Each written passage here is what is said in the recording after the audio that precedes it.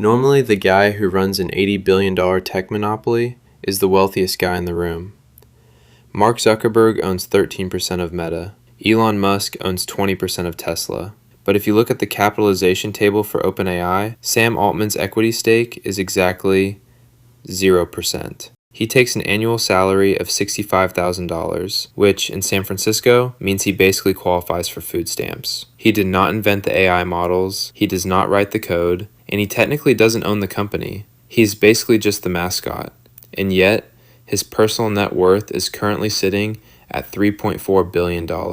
So how did a college dropout manage to construct the most sophisticated billion-dollar leverage machine in modern tech history? To understand Scam Altman, we have to go back to 2005. This is a map of Palo Alto, California. Right here is Stanford University.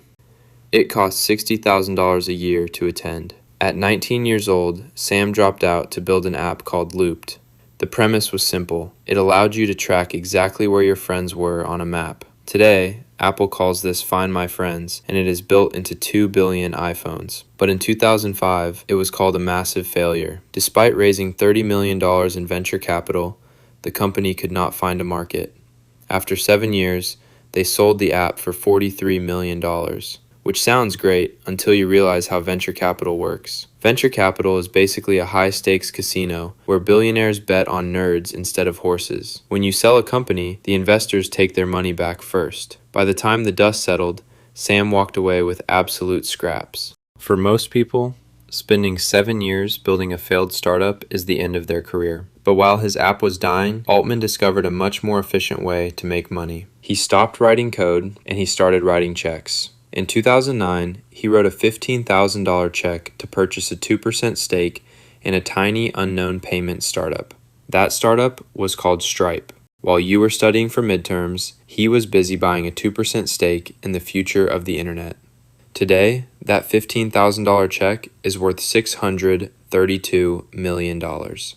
But making $500 million off one lucky check doesn't make you the most powerful man in Silicon Valley. To do that, you have to stop playing the game and start owning the casino.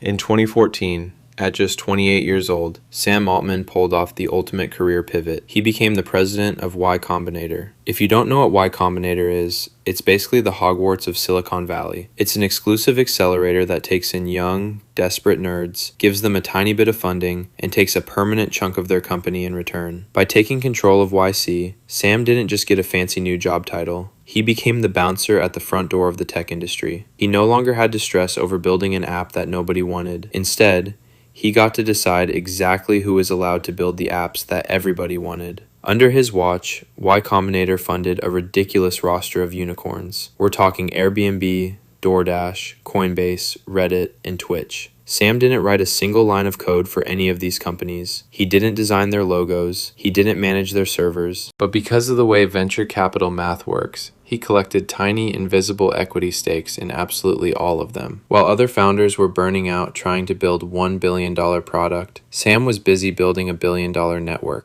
But owning pieces of Airbnb and DoorDash wasn't enough. Once you have enough leverage, you stop investing in software and you start making what Silicon Valley calls God bets.